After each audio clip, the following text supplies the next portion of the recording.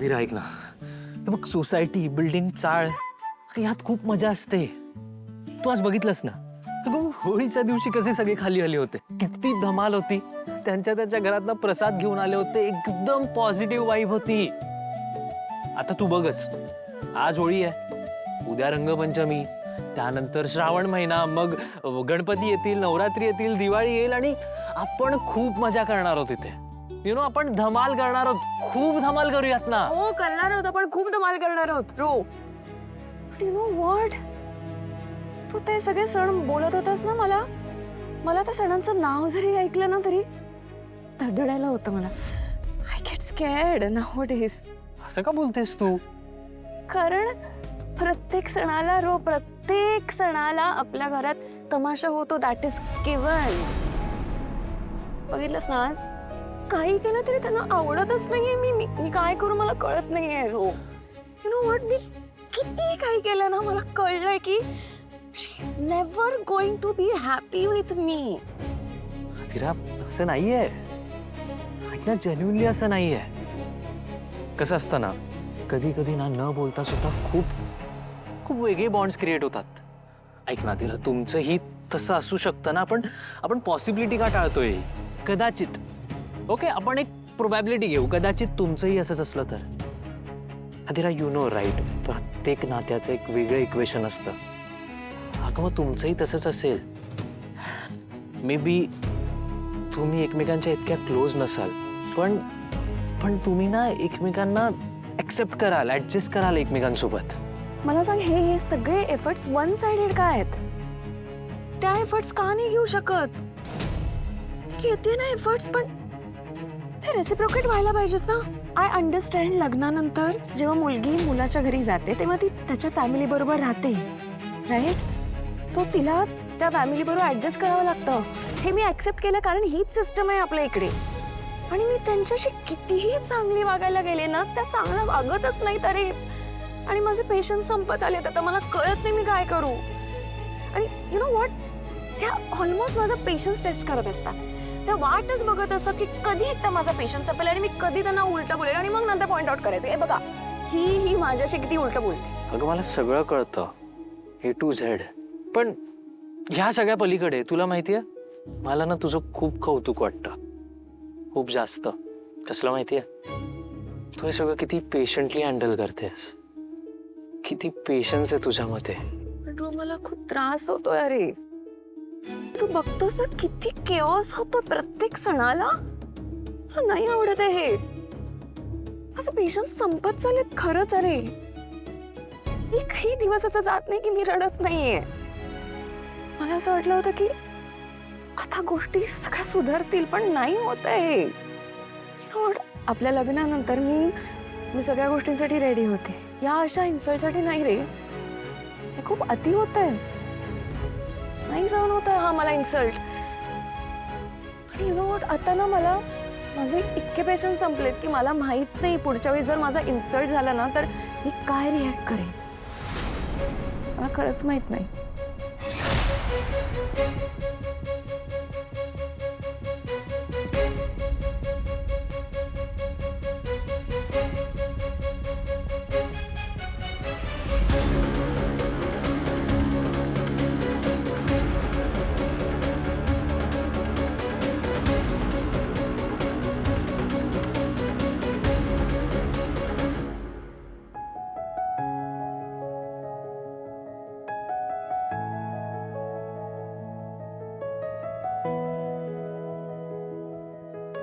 आनंद, ते केतकीचं annual function कधी आहे रे?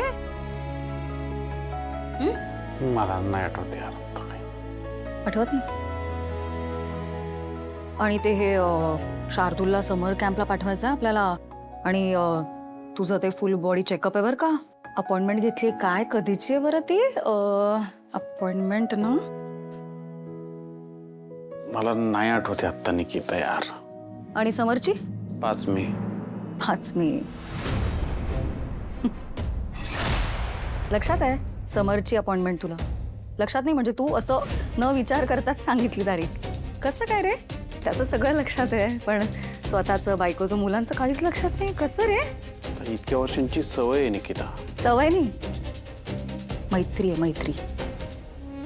पण फक्त तुझीच माहिती आहे का?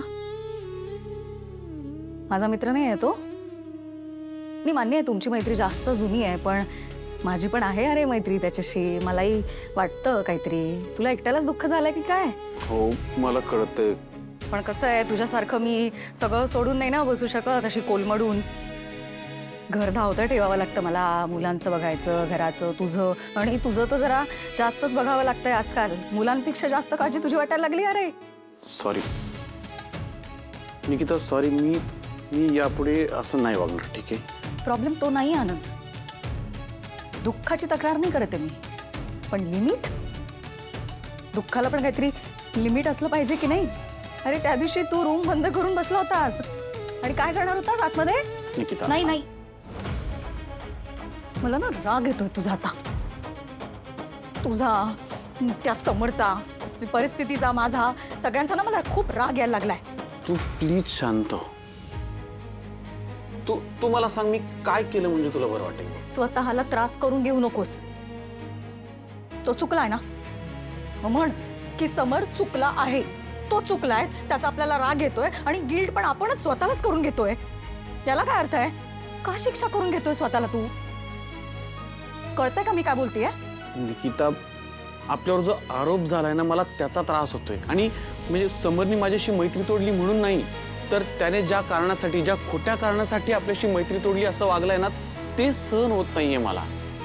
सहन तर मला सुद्धा नाही होत रे आनंद. पण आपण गप्प बसलो का? करतोय ना प्रयत्न.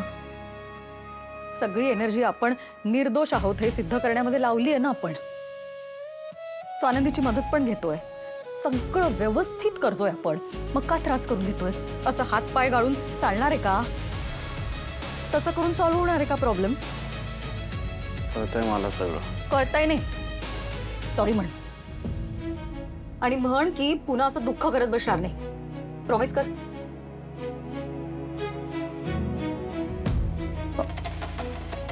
अरे